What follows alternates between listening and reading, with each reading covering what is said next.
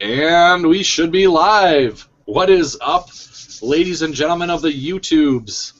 Ubu, the tech guru, coming straight at ya. We got episode 11 of the Tech and Gaming podcast, the Linux Tech and Gaming podcast. So I'm excited to be back. This week we do have a full cast. We got Osiris and the Atomic Ass. Guys, go ahead, say hi. What's Hello. Man, a few words. Right. All right. So for today's show, we have we got a ton of topics. Osiris has been really busy collecting, gathering, a bunch of topics for us to discuss during the show today.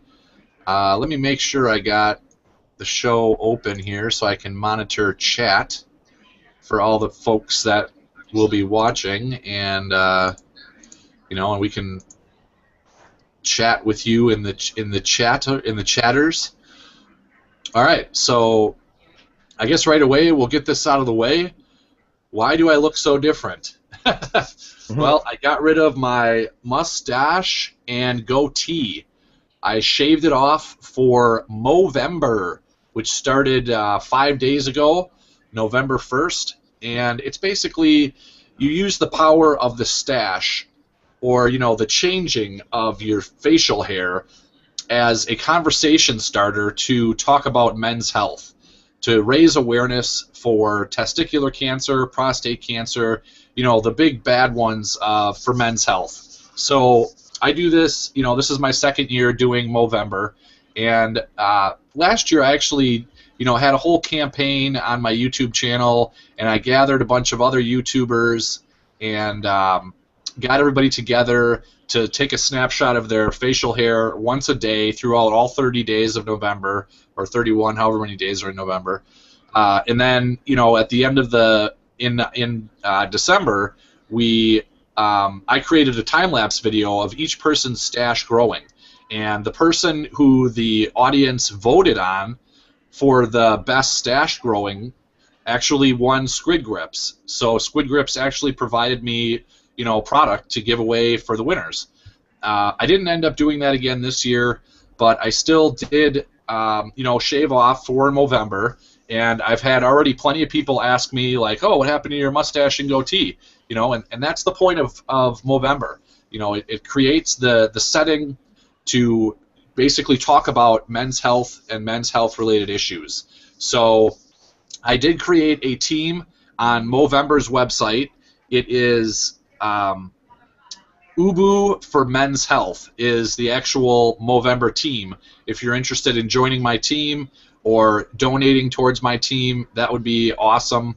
Another big YouTuber that does a lot with Movember is Barnacles. He does. He's already raised like $1,200 for Movember.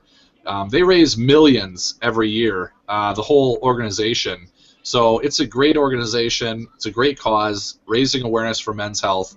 I just wanted to get that out of the way, since I'm sure some of you in the comments will look at me and be like, wow, Ubu looks really different. He looks like a baby's ass. And actually, no, it's already been 5 days, and I'm already getting the, obviously the stubble and the stash is already coming back in. The power of the stash, mustache. You only have stubble after 5 days?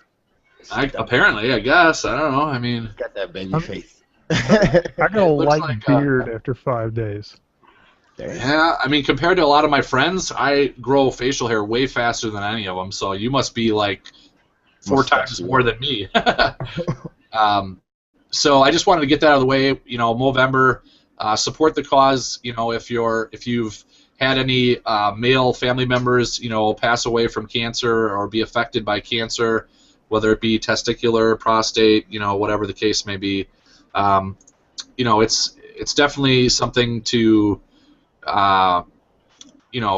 get everybody's awareness raised for it, and get some, if you can't donate any money, that's fine. At least try to raise awareness of other people about the issues. Point them to the Movember website, whatever, and they can learn more information through that. So basically, getting into our first segment, we usually have Atomic go over a Linux game that he has played to let us know, basically, is the game a go? Is it stay away from it? What are the pitfalls? Does it work in Linux? Doesn't it not? So, Atomic asks, what game do we got this week? The game we have this week is Steam Crashed. And that's about it. I don't know if that's a joke or what. It's kind of the truth. Steam crashed. Steam is still doing this stupid shit. So, Meaning it doesn't start? meaning right now it's a hung defunct process, and I've got to reboot after the show. Okay, but I mean, didn't you have a game prepared you were going to talk about? Nope. All right. Usually while you're rolling out that line, I'm looking through my library like, which game am I going to pick? Which game am I going to pick? Okay. All right. Well, Osiris, why don't you take over this segment for Atomic and maybe talk a little bit about the game that you were just telling me about that's free to play yesterday. We'll let our Linux viewers know about that one. How about that? Sweet, yeah, let's do it. Double Action. It's called Double Action, and I believe they have code names for like different versions. So this one is called Double Action Boogaloo. I don't know why it's called Boogaloo, but whatever. That's what it's called. And basically, what it is a Matrix. No, not even Matrix. Max Payne. If you played Max Payne, you'll be familiar with the style of game. This is the style of action that this has. You do dives, jumps, jump off wall, Matrix style tricks, and bullet times type stuff. But the thing that makes this game different is the more, I guess, tricks that you do, and while you're killing your opponents, the more points you make. So you actually get points off of not killing them, but off of killing them in style. You get style killing them. Oh, nice. All right. So yeah, it's not the greatest game. It's not the best game graphically, but it is different, and it tries to be its own thing, and not just the regular old FPS, but with different skins. So I played about an hour or so of it, and it's okay. It's definitely a good way to pass a little bit of time. But it is free to play. That's also the keynote of this whole game, that it is free to play, and the source code is openly available to anybody who wants it. All you have to do is agree to their terms of service on GitHub, and you can have the source code. But it is not open source. Huh. That's interesting. Yeah, I don't. So how does that work? Yeah. So you can get the source code, but you have to what? You have to sign up for something? No, you just have to agree to their terms of service about what you're going to do with the source code. That's the reason it's not open source, because for it to be open source, open source has its own standard of rules. Right. Okay. Gotcha. And it doesn't quite fit in to open source rules. Gotcha. All right. So Double Action. I have not actually got a chance to try that out yet. I've been busy switching over from Ubuntu to Arch. I've just been busy freaking configuring KDE and my Arch system, and that has been a full task in it of itself. Like, massive, massive task. It was so massive, it needed its own word, configurating. Yeah, exactly. All right, what's up? We got Gosten Farmer in the chat, and we got Lonely Invaders, who says he's getting rid of his two 770s and getting a R9 290. That is interesting. I don't know if he must not be a Linux user if he's going from 770 to 290s. No, you know who this is. This is King Cry, or I can't remember his name on Twitch. Okay. He's a friend of the show. We'll call it that. Right. Yeah, I understand. So he's a Windows user then. Yeah. Okay, gotcha. All right. Well, welcome to the show, guys. Thanks for dropping in. So anyway, yeah, to reiterate what Osiris said, Double Action, it's free to play. It is available on Linux. So I guess we'll jump into the next topic, or our first topic, I guess, since that was kind of the Linux Game of the Week. Osiris filled in for Atomic's segment there, since Atomic's Steam is not cooperating. we have October Steam hardware survey results, and most of these topics were gathered by Osiris, so he's going to be like the man of the show for today's show. So go ahead, Osiris, tell us about the October Steam hardware survey results. All right, so Steam obviously gathers information, data via survey. It's I guess sort of random. Nobody really knows how they get this stuff and how they pick the candidates that they do pick, but they do. I'm sure of a certain percentage of sample size, and in that survey they have the OS version, like your system specs and your network speed, and if you're using a microphone or not. And, you know, that basic type of stuff, but nobody cares about that. What we're going to need to talk about is the Linux. Linux has been steadily growing since Steam has come out for Linux. And very, very small, albeit like 0.01% per month, 0.02% per month, somewhere in that range. But it has been growing because I believe since last year at the same time, it is up by, if I remember correctly, 0.10%. So yeah, not massive changes, but we're still talking about out of 100 million users. If there is 100 million users, 1% is a million of them, and that's a good thing for indie developers and AAA titles who are looking to capitalize at the most as they can. But you can also go, if you check this, there's a little thing at the top where you can change it to Linux only, and you can actually get statistics for Linux only, and it'll actually tell you how many people are using certain versions of Linux. Ubuntu, Linux Mint. I don't know why it says Linux 3.10. Is that an operating system? There's a distro out there called Linux 3.10. Is that like a copycat of Windows 3.1? But what is Linux 3.1? I don't know, but apparently 7.5% of those people are using it. Yeah, right. And then there's other, and surprisingly, 35% of all Linux users make up other. So I'm assuming that's probably Fedora, SUSE, Arch, stuff like that, because they really only focus on Ubuntu derivatives. It would seem like, since that's the only thing I should probably really support it.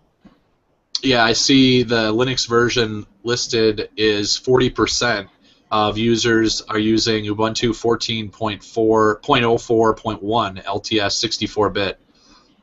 Yeah. Now, is that 40%? That's 40% of all Linux users, right? Not 40% of all Steam users. 40% of people on Steam, because this is only gathered through Steam. No. Yeah, you're right. Yeah, 40% of Linux users on Steam. Okay, gotcha. Right. There's no way that 40% of all Steam use Linux. There's no way. It's because we already know that percentage is only like 1%. Right. Okay, so I'm looking at, yeah, gotcha. And it says, interesting, it actually shows, I don't know, I'm looking at like something specific that says Linux only, and it has like the amount of VRAM, like the primary display resolution, multi-monitor desktop resolution, physical RAM, physical CPUs, and it's interesting to see that still the majority of people are using only dual-core CPUs. I would go ahead. No, go ahead. All of these statistics are actually telling me something. Most of the Linux users seem to be on laptops. Yes. Older laptops. And there's kind of like not a myth, but a thing that Linux users make the most out of older hardware, and typically and in general. So yeah, I would agree with that. Right. I think this proves the fact that in general that they're using older hardware. That's for sure. Right. I don't know how they gather the video card description, but it says the one listed here says HD Graphics 4000 by Intel, so it doesn't even list a discrete graphics card. It does. I must be looking at a list of the most highest percentage for each of these categories? I must. Yeah. No, click. Okay. Yeah, you have to click on it, Okay, gotcha. and then you'll see everybody. Okay, now this makes sense. Gotcha. Yep. But Yeah. the top 4 in the list are HD 4000, 3000, Right. 4600, 4400. Right, and then finally a GTX 660. Yeah. Oh, the 760's up there. It's like number 8 or 7. It's not lonely. Well, and in reference to the comment that Lonely Invader said, Windows because gaming. It's not because of that. It's because like a year ago there was no games, so like you didn't need a GTX 780 in your computer if you're running Linux. There'd be absolutely no point. And it took Windows. I mean, it takes years to adapt a crowd of people. Even like let's just say it stays at under 2% for the next 10 years. Even those 2%, there needs to be an adoption rate. Because those people they didn't just go out and buy a GTX 760 just because Steam came to Linux. Nobody. Right. That doesn't make any sense. So what a lot of them are doing is that they're trying out Steam slowly but surely. They're getting the little indie games like Braid or Fez or whatever, and they're playing it on their laptops like Atomic was pointing out. It's probably what they're doing. Just picking up stuff and trying it because most Linux users, since there was no games, weren't playing any games. Right? Yeah.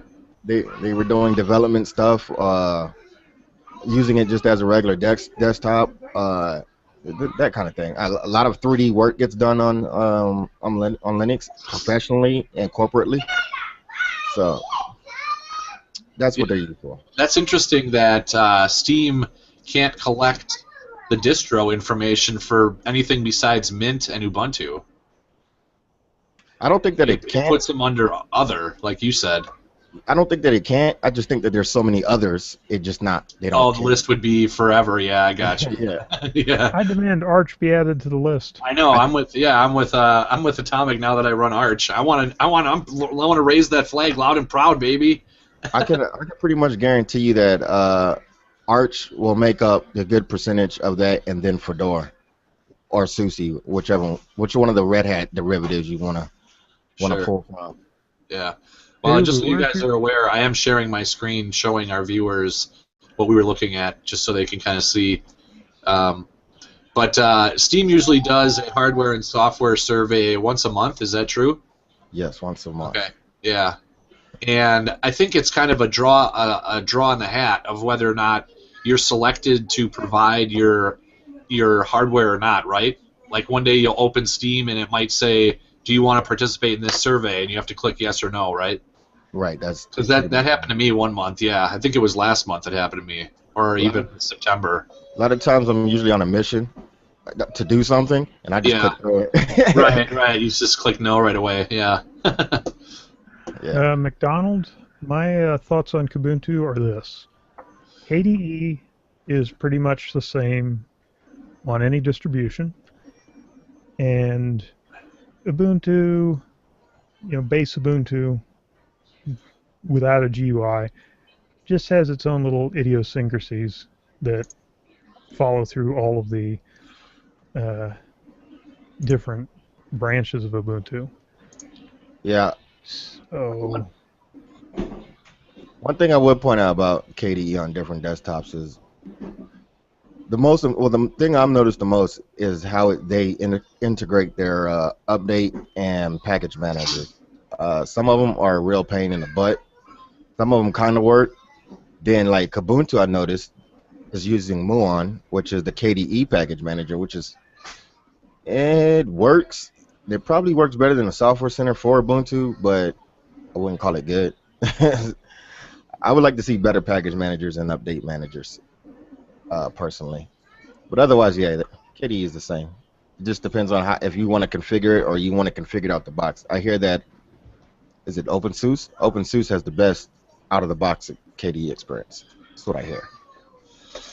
Yeah, I can't comment, McDonald. I can't comment on Kubuntu. I don't believe I've ever used Kubuntu, and I just started recently using KDE on Arch, and I really like KDE so far. I used to never touch it because the hardware I used to have was so ancient, so I'd have to run, XFCE. So I've been running Xubuntu for almost probably the last 5 years. That's how long I've been using. I've been using Ubuntu 9 years, but I think I started off with regular Ubuntu, and then they came out with the Xubuntu and Kubuntu, derivatives, which use, obviously XFCE and KDE on top of, Ubuntu. But since I switched to Arch, I'm dual booting. I still have my Ubuntu installation. I'm not leaving Ubuntu. I'm just trying out other distros. Since I've been using Ubuntu for 9 years, Linux in general for 9 years, I thought I owe it to myself to try something besides Ubuntu. I mean, I've become so familiar with working in the terminal, on Ubuntu or Debian-based distros that it's just second nature to me to, fix issues and stuff. And now coming into Arch, I've, pretty much had to learn from scratch because their package management is slightly different. They don't have personal packages, which are PPAs. They don't have those. They have the AUR, which is an Arch user repository. And I mean, Arch is a totally different experience than Debian-based distro, I would say.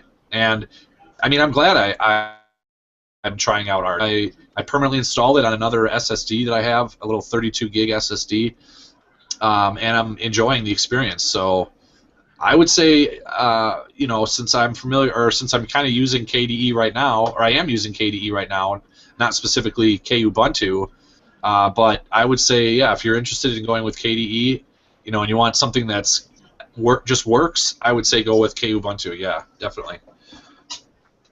I also, as far as the survey goes, also I was looking through it, and it would seem like the majority of the people who got surveyed, at least, are actually using, I guess you can call it gaming, newer gaming quality video cards. If you look at the percentages of people using 650 Ti's and up, that makes up a good bulk of graphics cards being used. And then it kind of swings up even higher though from Intel graphics. So people did go out and buy some graphics cards once Steam came out. Apparently, unless they were dual booting. Now that's another thing. A lot of Linux users, native or primarily Linux users, and I would assume Windows users, according to GamingOnLinux.com, they had their own survey. A good majority of, not majority, but a good percentage of them, probably about 40-something% dual boot.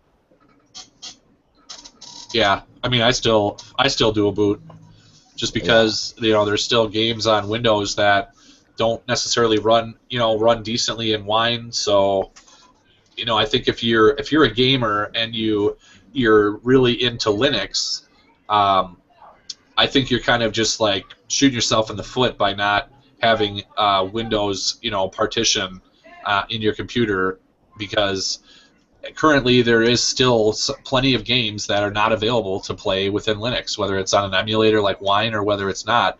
If you want the game, you need to run it on Windows, unfortunately. But so here's an interesting stat. Now, I would agree that if you're only a Linux gamer and you don't buy no other games except for Linux games, you probably don't need nothing over a 760. But I was looking through the other settings, and almost 50% of the people on Linux have hyperthreading. At least that got statted or surveyed. That's a lot of people. That still furthers the idea to me that a lot of these people just had just very good PCs and just slapped a graphics card into them already. Because I think hybrid threading is only an i7 feature. It has always only been an i7 or a Xeon feature. No, it's actually, I had an i3, a mobile i3 with hyperthreading. The mobile i5s always have hyperthreading. Oh, really? The desktop i5s have 4 physical cores. And the i7s, whether they're mobile or desktop, always have hyperthreading. Okay. That's just Intel's So that might just mean what you're saying. Then we're still might be talking about laptops. Very likely.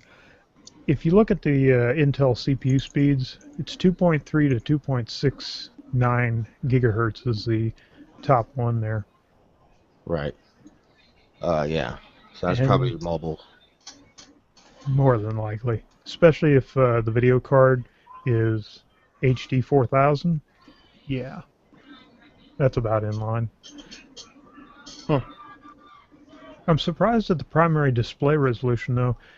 It's 1080p. I was expecting A lower one, yeah. Like a laptop 1366 resolution. by 768. Right. Maybe that's probably it. Might be because they're plugging into the auxiliary monitor. Oh, there. The second highest is 1366 by 768. Yeah, I would assume they're plugging in the auxiliary monitors, and when it stats Right. system, it pulls what you're actually using right now. But who knows? There's like the reason nobody takes these monthly surveys too seriously is because nobody knows how they're getting the sample pool, how many people they're actually sampling. There's no scientific information behind this. It's just a, hey, look, we can go look at stats type of deal. So Why? I don't understand what's the hesitation from Valve in sharing how they get the data. I don't understand that. because to me, they probably don't care what you think. They probably use it for internal purposes, but they post it publicly. I think just to do it. I think it's just something they've been doing for a long time, and they're just sharing information. But they don't care to go into detail about it. I don't know a real reason. That's just my guess. I mean, help me understand your comment that people don't really take this seriously. Like, what? I don't understand that. What do you mean? They don't take the statistics seriously. And Right. why? I don't get why not. Well, Are you Because saying there's no scientific Valve data may be behind it. lying, or I mean, I don't get it. There's no scientific data behind it. Well, if you're gonna take statistics seriously, it needs to be scientifically validated, and you can't do that without no back end information. We don't know where they're getting the people from, how many people they're getting, how does it actually pull the sample pool, like who is it actually polling? Are more of them in France, or more of them in Europe, or more of them in the United States? We don't know any of that. Huh. Okay, I get. All right. So Maybe I'm not.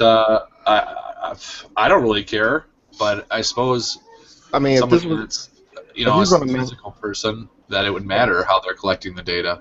yeah, it definitely matters if you're gonna do it mathematically, because you can't validate information without knowing how you got there. You know what I mean? You can't do math without knowing how the problem was solved. Well, it just says participation in the survey is optional and anonymous. Exactly. That says nothing.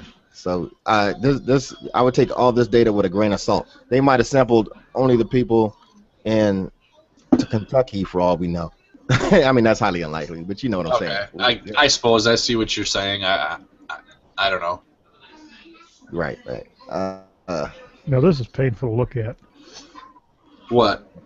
33.6 and 56K are still in the network speed list. What? 56K? 56K. I haven't used that in like 20 Wait a years. second. 30%? No, No. 33.6K. You know, the slower Kilobits per speed second. than 56. Like was that 128 baud modems? Holy shit. Yeah, I don't think something wrong with that. Wait, 33.6 kilobits a second. You're saying 0.3% use that. That's what Yeah. it says. But How the fuck? Yeah, has to be apparently wrong. this is like a third world country. even downloading Steam would take months just to, Right? Just to get it installed. well, like I know a guy who's in Afghanistan, and he's on a very slow connection. He says it takes like 3 days to download a regular Steam game. Oh my gosh. But you know that's because he's there on contract work with the service. Right, So, and it's probably using a satellite. He Yes. doesn't have no hardwire. Yeah, exactly. Wow. That's funny. All right, well, I think we've covered this topic pretty well here. let's move on to the next topic that we have, and I'm going to jump around a little bit. We'll go to Microsoft partners with OpenBox. Excuse me. Microsoft partners with Dropbox, and again, this topic was found by Osiris. Even though I heard about this as well through I saw it on Twitter. I haven't fully looked into it, but Osiris, why don't you go ahead and tell us what's up here? Yeah, so Microsoft, in conjunction with Dropbox, made a business deal, and let me see.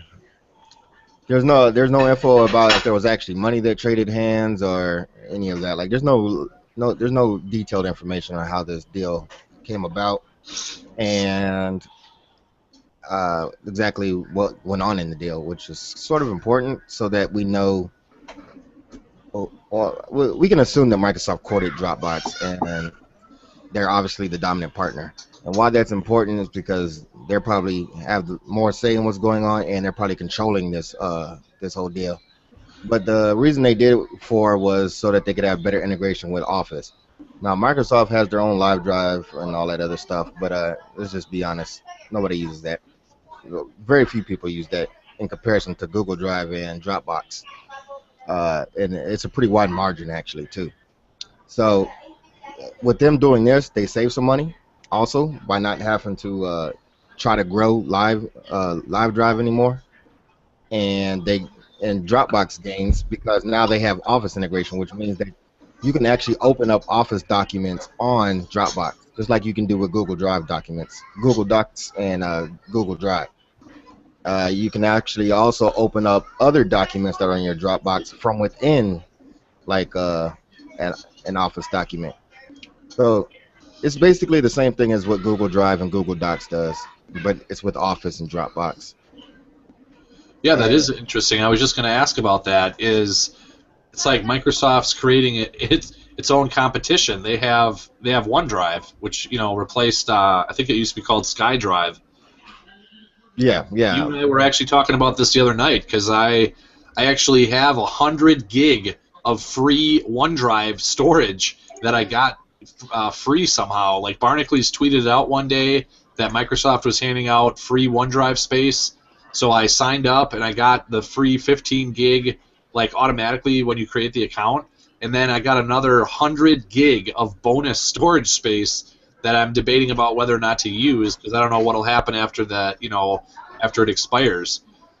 Which I've had it actually since February of this year. So my 100 gig of extra bonus storage expires February of 2015. So I have 4 months to use 100 gig of online storage if I really want to, which is kind of cool. Like if I needed to transfer 50 gig, from any of my local computers, and I didn't have an extra space locally to store it, I could just slap it up into OneDrive. Boom. It would probably take a while, but no, maybe not. I have 5 meg upload. When you accepted the agreement for that OneDrive, did they make you sign in blood? Yeah, right. Well, I really don't remember. If you're an Office 365 customer, you get unlimited storage. Oh shit! Really? That is pretty cool. I guess that's kind of neat. Yeah. I'd rather not pay them, but yeah, whatever. Well, it's neat if you're an Office 365 user. Yeah, exactly. This is not really for general consumers. You could take advantage of this, but this is definitely targeted towards corporate America and the people who use those type of services. And the most important part also is that this works with mobile, and that's why it's such a large market for Microsoft, because people who use mobile tend to use services like Dropbox to get files moved around, and like Microsoft's mind share and market share of Live Drive or whatever they're calling their online storage is not that great, even though it's built into Windows 8 and Windows 10 and the Windows phones. People are still not using it. I don't know why they're not using it. I don't use it either. I've used it before. It's okay. It's not great. I prefer Google Drive. Yeah, I mean, I personally prefer Dropbox just because it has a Linux client, you know. Yeah. But I mean, it's obviously preferential to what you want to use. Sound out in the comments, guys. What cloud storage do you use, if any? We can also note that a Ubuntu's personal cloud service called Ubuntu One went offline a few months ago, so they failed. And it's also notes in this article that even Dropbox is not doing as great as you would think they would be doing, since they're not pretty much the reigning king of online cloud storage for personal use. So maybe online cloud storage just isn't a thing for people yet. Who knows? That could be. I mean, I don't put too much stuff on. Matter of fact, the main reason I use online cloud storage is to basically get a big file to somebody else that I can't email. Sure, yeah. I use Dropbox for collaboration with other people. Like I have a graphics designer that I usually go to do, some of my more complex graphics requirements that I don't want to do myself or I don't have time to do myself. So, we already have a folder set up in Dropbox that he has access to, so he just I put what, my ideas, whatever, like in a text file or a crappy markup or something, I put that in the folder and then he automatically gets it synced to his computer. He can see it, create what I want, and then put the final image in the Dropbox, and then boom, it's synchronized back to my computer. So it's a great, online storage is a great tool for collaborating with others. I mean, we personally here on the show, we use Google Drive for our podcast notes, so that we can all be on the same page with what we're going to talk about in the show, and we can all edit the document at the same time if we need to. So Google, cloud storage is, I think, a phenomenal thing that's come along, and Microsoft clearly was feeling inferior with their OneDrive, as far as the market share. So they're like, oh, well, let's just partner. I'm surprised they just didn't flat out buy Dropbox, to be honest. Because I don't think that's going to be advantageous to them either. There's other problems that come with just, for one, if they just buy up companies again like they used to do, they automatically gain the attention of the government and other people. Oh, okay. Yeah. So there's that. And then they have to actually maintain this company once they get it and the technology, which they may or may not want to do. Who knows? Yeah. I just realized I don't even have the Dropbox client installed on Arch yet. I wonder if it's in the regular repositories. So Lonely Invader says he's had a survey every year so far. Holy shit. I've had several in a year, and Vin says he's had it since before public beta, Linux obviously, and he's only received 2. So who knows how they're pulling this poll? That's why I don't take this poll or this survey seriously, because there's no way you can without better information. Yeah, I hear you. Because if you did, I would actually even break it down into more specific categories. Dedicated or hardcore gamers, or people who spend X amount of hours per week gaming. Casual gamers, or people who spend X amount of hours per week. And then people who just kind of hop on and hop off. And then, like, which graphics cards people are using would make much more sense under that scenario. Because if you only log into Steam like once every 3 months and you just happen to get the survey and you got like a graphics card from 2006, that information means exactly nothing to me. Right, I guess I see your point. Yeah, that's true. But yeah, hey, Atomic, do you use the Dropbox client in Arch? I don't use Dropbox. Okay, gotcha. I forget, you're one of those people that probably don't believe in cloud storage, hey? Anything corporate America? Need the power. Yeah. I mean, I've got Crash Plan. Oh, do you? I don't use like front-end cloud storage. I don't really have a need to work it into my usage. Gotcha. That's Well, kind of where I'm at too. I'll use it if it's necessary. It's usually just because I need to like give you somebody else something, and otherwise I don't really care. right. Yeah, and actually, for some reason, the Dropbox package in the Arch repositories, it keeps giving me that the tarball is corrupt, and it's got an invalid PGP signature. It's a corrupted package, so it's asking me if I want to delete it. That's because So the I'll NSA have to been look into tampering that with it. later. What? That's because the NSA's been tampering with it. Yeah, They right. can't even sign a package right. They're trying to be sneaky. Yep. So actually, how much storage do you have on Dropbox, Osiris? Have you gotten anybody to join and gotten extra storage space? I don't know. I can look real quick though. I don't like. Yeah, I never log. The reason I even signed up for Dropbox is for music reasons. When I was working with people who were doing music, it was an easy way to Transfer files, yeah, gotcha. Yeah. I think they give you 5 gig for free, I believe, and I have a total of 8.8 gig free from Dropbox because I've gotten quite a few people to use the service as well. And when you recruit someone, they used to give you like 500 megabits for free extra, or maybe even a gig. I don't remember how much they give you for recruiting someone. I only have 3 gigs, so apparently I didn't get a lot. They must have changed how much you get for free, because in the beginning, when you first would sign up for Dropbox, when the service first came out, I'm pretty sure they gave you 5 for free. Like, Right. it's amazing because Google Drive gives you how much for free? 10 or 15? 10, 15, yeah, something. 15, yeah, that's crazy. And then OneDrive also gives you, like I said, 15 for free. And somehow, like I said, I got 100 extra gig for free from OneDrive, but that's only good till next February. Anyway, all right, so covering that topic, it's an interesting partnership with Microsoft and Dropbox. I mean, like Osiris says, it's really only for corporate America or people that use Office 365. I suppose it might create for easier workflows for people that need to collaborate with, through Dropbox.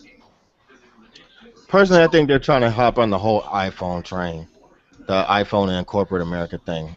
But that's my opinion. It would make sense too because iPhones are super popular in the business world. Yeah. Androids are not so because I think Androids are harder to lock down for the IT department. Right. Yeah, I mean, didn't it used to be corporate America used to be the CrackBerry users, weren't they? Yeah, I used to have one of those for my work, and I had a love-hate relationship with that thing. We'll just call it that. It actually took Apple a long time to get, like, people wanted it, and they really asked for it, and begged and cried and moaned and complained for Apple to actually support Active Directory and all that stuff. So it took them a while to actually get that implemented, but once it did, it was bye-bye BlackBerry. It was a swift kick to the nuts. Yep. All right. Well, that covers that topic. Well, what, Atomic? my closing comment is you can expect the Linux Dropbox client to just peter out. You think? Microsoft Yeah, that's buying it. possible. Yeah, just like Yeah. Skype. Yeah, like Skype hasn't been updated in like 22 years. Was Let's- it that recently? Let's fucking hope not. Yeah. Jesus. Right. And Google Drive, Google, like they've staked their whole claim in life on open source, and they still won't give us a effing client. Just something, come on, throw us a bone. At least give us the API that actually works right, so we can do it ourselves instead of fudging it over or whatever the hell's going on. I thought the Google Drive API was documented. That's why It that is, guy but came up with G-Sync. there's lots of clients and things for Linux, but it seems like every so often they either change it or deprecate it or something happens and it completely breaks everything. And then they're like, you know what? Well, we'll get around to fixing that sometime in Google time. The only thing worse than Valve time is Google time because their shit, their stuff would be beta for like 10 years, and they beta test things for like a decade. So who knows how long they're alpha testing them? Yeah. Matter of fact, I think Gmail was beta tested for like I don't know. I'm pulling this out of my butt, but like 4 or 5 years. It was something ridiculous. Because I remember you had to have a friend invite you to Google Mail back in the day. Oh, really? I don't remember those days. Shit. Yeah. I remember being a Hotmail, person or MSN mail or whatever, and this whole thing, Gmail came out or Google Mail, whatever, and I went and needed a new email account because I was sick of getting all this spam at my other, email that I've given out to everybody in the world. And so I was like, oh, I'll just create a Gmail account. It's free, And then all of a sudden, boom, fucking Gmail just like took off. Yeah, pretty much what happened. So I'm looking at this G-Sync, which is a recursive tool to sync files into your Google Drive. And it says it works for large files. If you need to, stop and then resume later, it does work. So that's kind of cool. So those of you that are Linux users that are interested in, having a synchronization with Google Drive, look into G-Sync. It's a Java. It says it's a Java tool that you can use to save your files to Google Drive. So it'll pretty much synchronize a folder, that you set with your Google Drive folder. It's pretty much similar to how Dropbox's client works. You just tell it what folder you want to sync with Dropbox, and boom, it just mirrors it. But I think Ven, had mentioned that he tried out Google or G-Sync, and I thought Osiris, you said you tried it a while ago and had some issues with it or whatever. Anything that hooks into anything, whether it be the mail, the calendar, whatever, like it might work and it might not work. So I have just accepted the fact that I'll just use the web client because, yeah, whatever.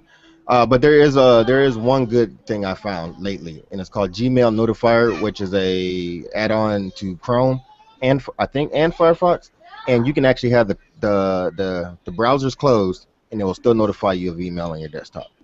So that is cool. Yeah, so that's one thing. But I use a Twitter notifier on my Chrome, so that if I'm sitting here working away, and I'm not necessarily paying attention to Twitter, if I get mentioned, I get a little dialog box that pops up in the lower right corner of my screen that says the tweet or the direct message if I'm mentioned. You can actually enable it to tell you every time a tweet is made, and it's like, no, why would I want that? Just only show me the ones that I'm mentioned in, or if I get a direct message. I guess I'll write a script tomorrow to start spamming you with tweets. Yeah, right. Just gonna tweet you every 5 seconds. Shit, right. All right, so that covers that topic. Microsoft partnering with Dropbox. Moving along, we got our next topic of being NVIDIA's 343.22 driver performs better on Linux than on Windows. Now, this was found again by it was found by Osiris, so he would like to talk about the topic. So go ahead, Osiris. Let me give two grains of salt before we speak about this. First, it's Phoronix, and sometimes I have some questions about their benchmarking methods. When you're doing anything that's numerical or statistical, you got to do it in a scientific way, or it's not legit. Period. And second of all his benchmarks, except for one, are synthetic, And the one that is not synthetic, that is an actual game benchmark, is Xenotic. Who on this planet is playing Xenotic? I don't know. Nobody. Like when I want to know about the performance of a graphics card, I want to know. Like, You don't go and check the Xonotic benchmarks. Yeah, Or like however that. you pronounce that game. Yeah, I know what you're getting at. So this is just he compared. Looks like he compared some of the popular Unigine, synthetic benchmarks like Tropics, Heaven. He compared Valley, obviously, as well. And and this is obviously OpenGL, everybody. Since since Linux doesn't have DirectX, this is obviously OpenGL, rendering. And then he's got, like you said, Xonotic as well, or however you pronounce it. So in his tests of these, specific synthetic benchmarks, he sees that the OpenGL version or these particular graphics cards is better in Linux than it is on Windows. That's what the article says, right? Yeah. So basically, through most of these benchmarks, it turns out that the new drivers perform a bit better on Linux than they do on Windows. I mean, we're not talking large margins here, anyways. We're talking like tiny bits here and there. But when you're talking about whether this is an actual platform that people can use, these numbers do matter because people make serious purchasing decisions based on these types of numbers, and their gaming habits are based on these type of numbers, and et cetera, et cetera. Don't ask why.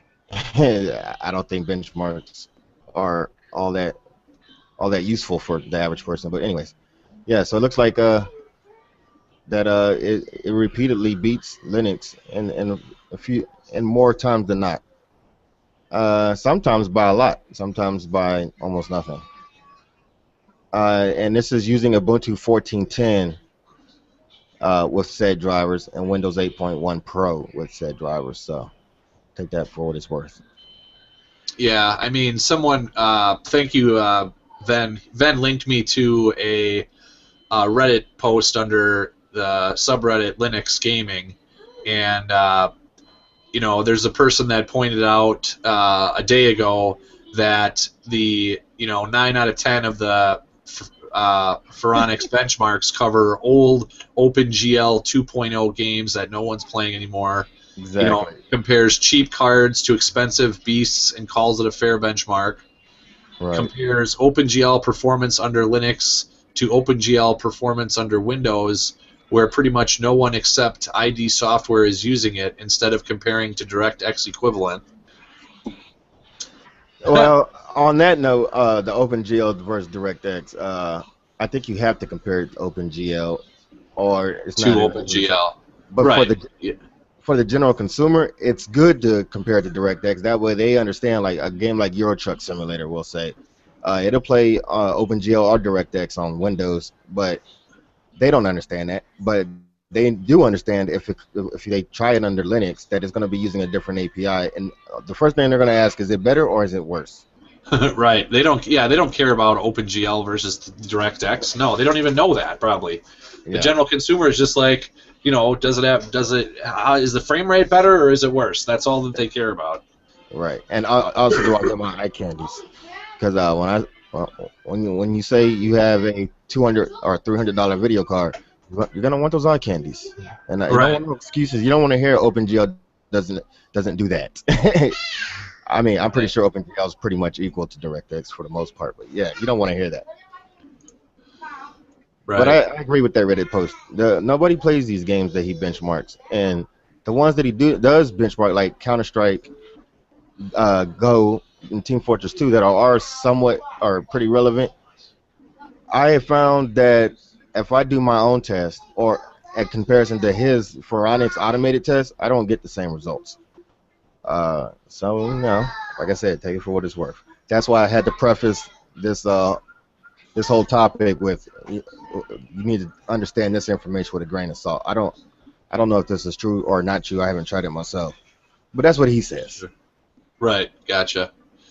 Yeah. I mean, the point, is that there is a whole Pharonics test suite, or Pharonics, however you pronounce it, Pharonics. There's a whole test suite that he came up with that is multi-platform. So you can install the same test suite in Mac, in Windows, or on Linux, and run the same exact benchmarks down to the same exact configuration on all three operating systems, so that like you said, the thing that's important about statistics or comparing things is that the variables of the equation are the same in each instance. The problem with his automatic test suite is I believe it sets environment variables and some other things that you normally wouldn't even do. And then, like, when I benchmark stuff on my own, I set it to what people care about, which is maxed out everything and normal sane configurations on your desktop. I've seen stuff in his Pharonics test suite that was alarming. Don't ask me what they were, because I can't think of it off the top of my head. I have to go look. But I was like, that nobody does it. Nobody uses this type of stuff. So why does this even matter? Yeah. I mean, also to point out too, the Pharonics test suite has way more in it than just graphical benchmarks or synthetic benchmarks for graphics or graphics drivers. It's got benchmarks in there for writing to hard drives, hard drive I/O. It's got CPU, benchmarks. So I mean, I don't know. I know that you don't fully totally trust the Pharonics test suite because you found different results. I give him his credit on building the Pharonics test suite, coding it, whatever he did with it. I just don't think he is a proper graphics card benchmarker. Okay. I don't know his history. I don't know where he came from, like what his credentials are, none of that. So maybe he's like a graphics card rocket scientist, and I'm just a dummy. But from what I've seen, I have to question his graphics cards benchmarks. Now his other stuff, the hard drives benchmarks and the CPU ones and all that stuff. I mean, those might be perfectly legitimate. I don't know. I haven't paid much attention to them.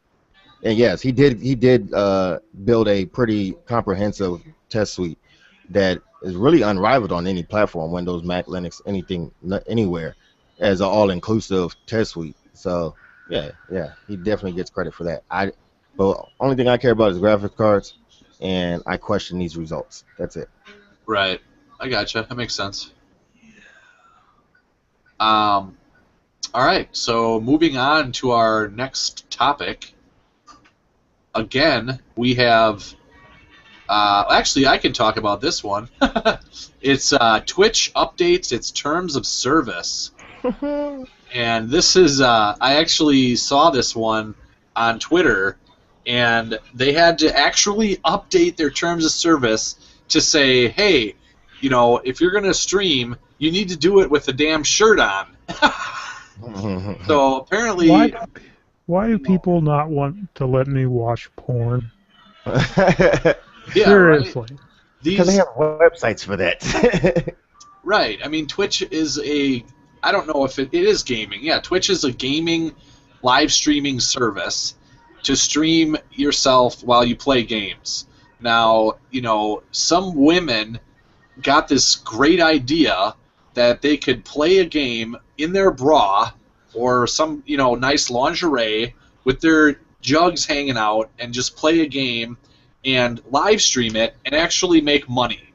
So kudos to you, women. You got your breasts and you're winning again.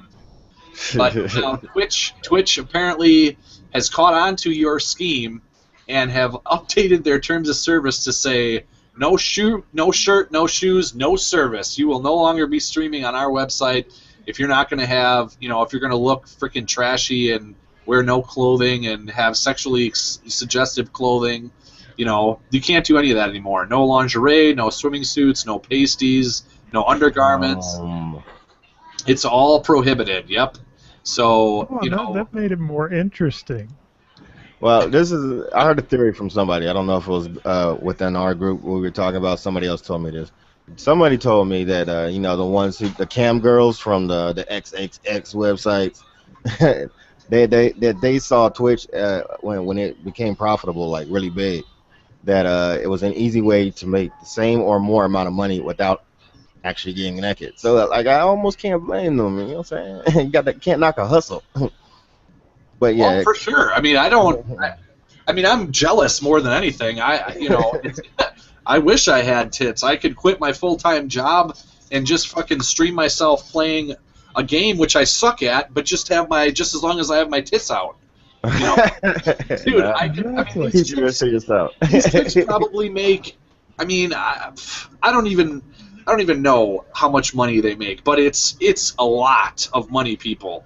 I mean, if you go to any one of these major Twitch streamers, you know, you'll see that there's they actually have like a subscription type thing to where you can subscribe and pay like $5 a month to your favorite Twitch person. So every month that Twitch person is getting the $5 from you, you know, and you know, you add that to the revenue that they get from playing ads during their live stream, they're making I probably thousands of dollars a month, like no joke. No.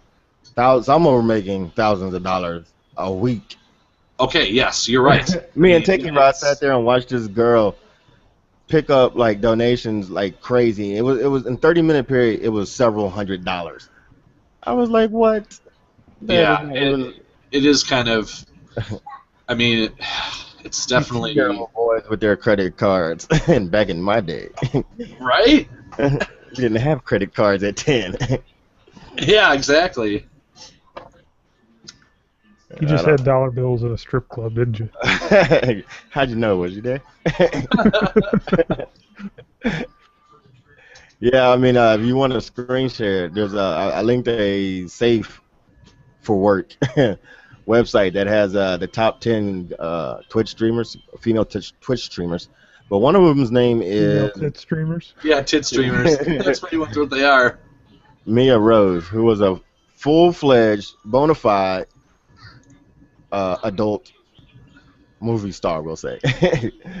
And so I was like, that piqued my interest. So I went and checked out her Twitch channel, and sure enough, she talks about it, and like it's just very matter of fact. She doesn't even like really care, which I guess I wouldn't either.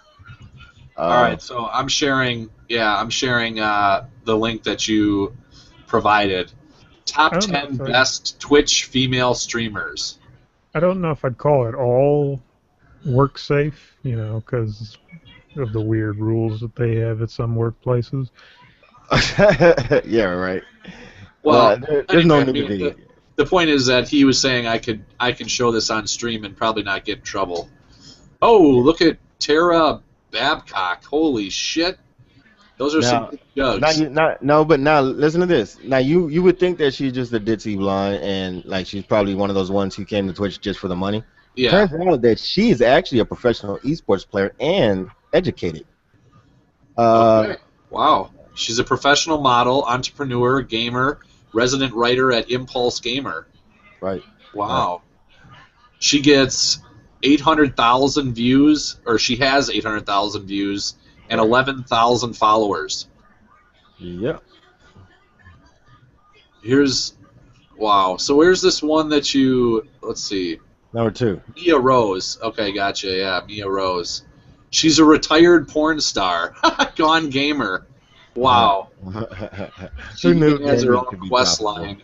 She has her own quest line in World of Warcraft. Right. 3.3 million fucking views. Yep. 25,000 people felt the need to click follow. Yes. Wow. Now you got to remember, like even all the ones that she probably has more viewers than she has followers. That means when she fires up the live stream, of course, she's probably getting like definitely over 1,000 views. I mean, watchers at that one moment. And then you know how many of them just like randomly click donate $5 here, right. $10 here, $7. That shit is insane. I want to do that. Oh my gosh, and then this chick that's number 1, she's got 7.7 million views total, and almost 32,000 followers. Yeah, she's actually an MLG player, Yep. hardcore MLG player, and a finance student from Boston. Like, yeah, I mean, I didn't mean to make it sound like, these dumb ditzy blondes are just putting their tits on and not knowing how to play a game and they're making money. I mean, I maybe made it sound like that, but No, I guarantee there is probably more women that are like that than there are legit gaming women that are doing legit gaming. You know what I mean? That are actually good at whatever they're doing, gaming wise. yeah, but I almost agree with you. Like in general, so if somebody links me something on Twitch, and they're like it's a female gamer, I'm almost just expecting that it's a ditzy blonde. Yeah, exactly. And I usually don't want to watch that or click on it because I really just don't even support it because I just don't find them to be like-minded people. You know what I mean? Right, yeah. All right, moving on to that covers that. So basically, Twitch says no more. Just because you got tits doesn't mean you can flash them and make money on our site. Basically, is what Twitch is saying. Man, I think Amazon probably played a big role in that. I think so. As the silent partner. Right. Yeah. But as a side note, attached to this topic though, if you Google Twitch, like PS4 Twitch or Xbox One Twitch and stuff like that, the stuff that people do on their live streams is stupid. Stupid. Like you can't even. It's gonna blow your mind. Like if you have if you're at work or something, don't Google it. We'll just say that. Right.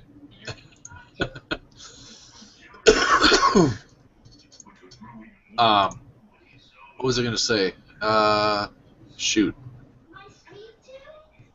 Oh, do you remember the other night or Sunday morning when I was live streaming and Swoop linked us to some hot chick that was streaming in her bra on Hitbox?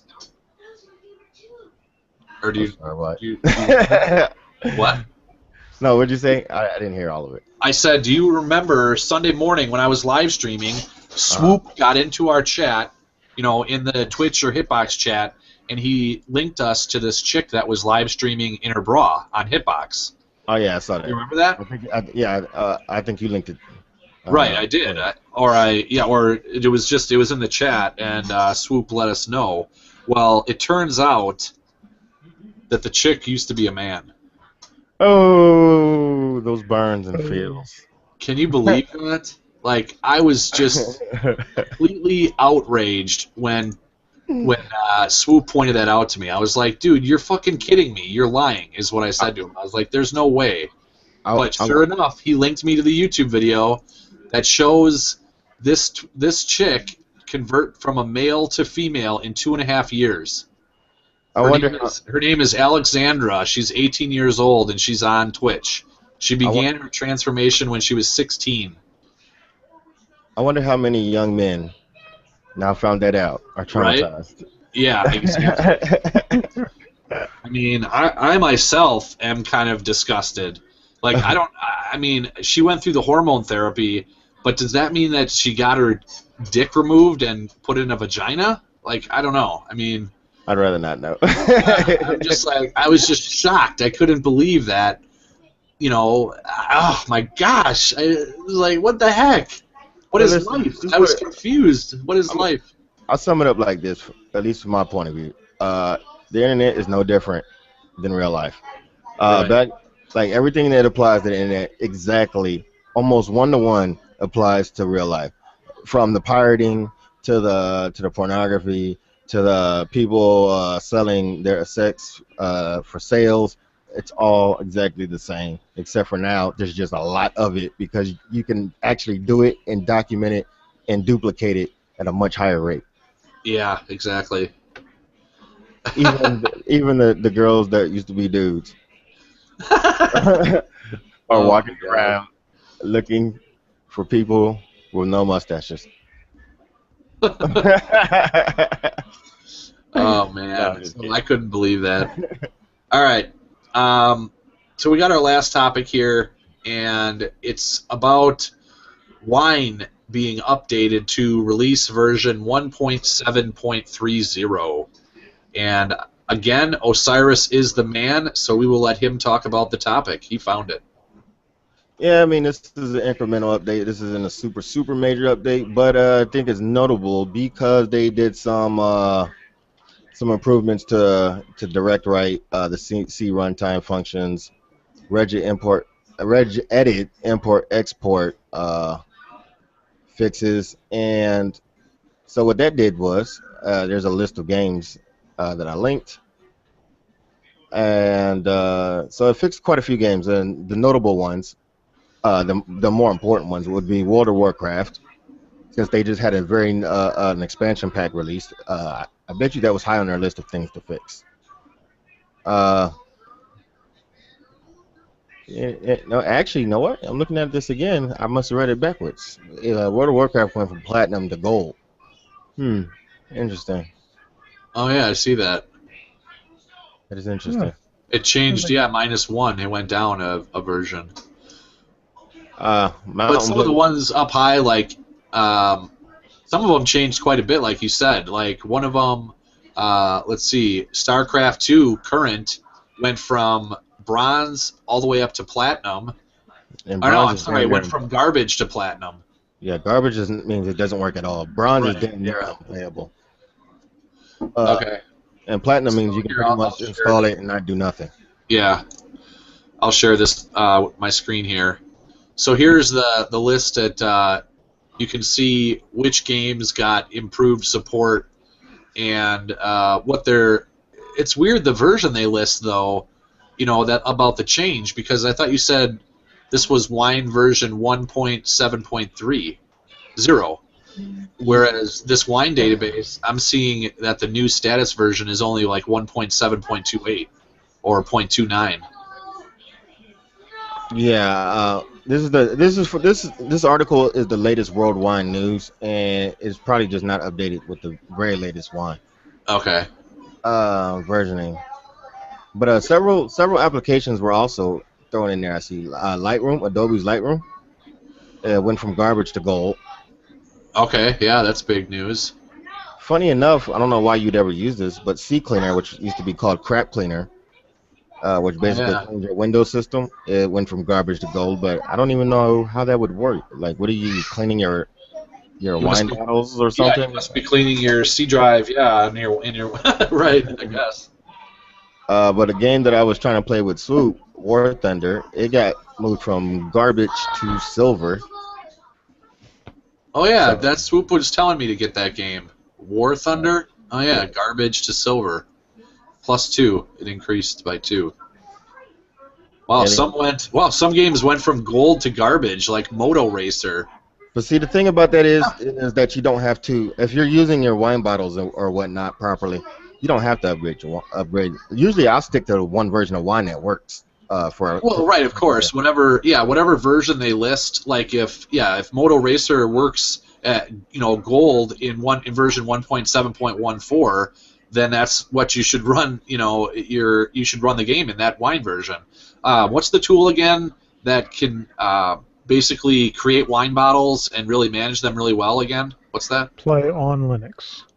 Yes. And there's also and for you Mac people, there's a Play on Mac too. You know what's funny? So Mountain Blade was ported to Linux. I actually have that, and it actually plays pretty good. But when that happened, it looks like it went from bronze to platinum. So I don't know. Which game? Mountain Blade Warband. Okay. Fallout 3 is popular, and it went from gold to platinum. EVE Online, a lot of people play that. I don't think that's really these games are. Spotify. Is there a Linux client for Spotify or no? Yes, but even Spotify says that you can. They even recommend that you can use Spotify through wine. Yeah, that's what I'm seeing here. It went from silver to gold with version 1.7.28. I just thought it was funny that Spotify themselves tell Linux users to use wine instead of their native client. Yeah, that is weird. Well, because their reasoning is because the native client's still, I guess, like early beta or something. But I've used it for months, and It mostly works. It's got a weird thing about resizing sometimes, but other than that, it works. And it's built on Spotify is built on the Google API or Google framework. Actually, that's what it's called. I'm surprised that games that have Linux native clients are even mentioned here. Yeah, it is weird. Like I guess people. I don't know. I don't know. Super Hexagon has native Linux client, and it works perfectly fine. You got me on that one. I don't know. Like KeyPass. There's a KeyPass version of Linux, right? Am I KeyPass X. right? So, who'd care? I don't know. I don't know where they get these. So all this means right here, because this is the database. All this really means is that somebody tried it and they got a result. So somebody is bored enough to try these games and got a result. Or that software within Wine, right? Yeah. All right. Well, that's good news to all those Linux gamers out there that want to play a game in Linux, but it doesn't run natively in Linux, so you got to use Wine. So there's some improvements. Hopefully that should help everybody out. Vin says Wine Tricks can do the wine bottle thing, but Arch users might need a GUI for playing Linux. Ooh, those major burns. Yeah.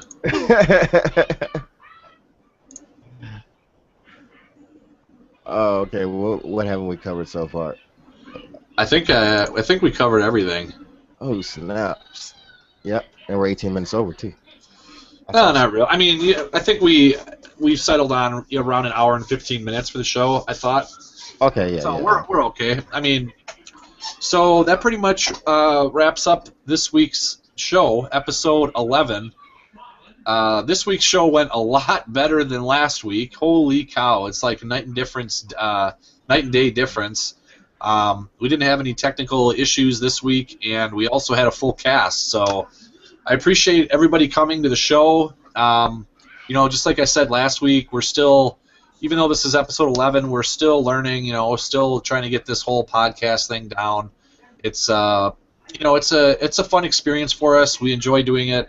So we're going to keep coming back every week and sharing some native Linux tech and gaming information with you all. And we do appreciate everybody coming. If you're interested in communicating with me, you can check the description down below of the YouTube video for my Twitter handle. Obviously, you already know my YouTube channel since you're here watching the show, but so that's about it for me. Go ahead, Osiris. All right. So yeah, you can find me on Twitter. Is the best way to find me, and probably the only way, because I usually don't check nothing else anymore. But Twitter is @Osiris, as you see spelled, and it's probably the links are down there somewhere. Check out my channel, Osiris Tech, which is basically fixes, tutorials, rantings, ravings, and gameplays. And what else is there? There's nothing else. That's all that matters. You can find me on YouTube and on Twitter @TheAtomicAss.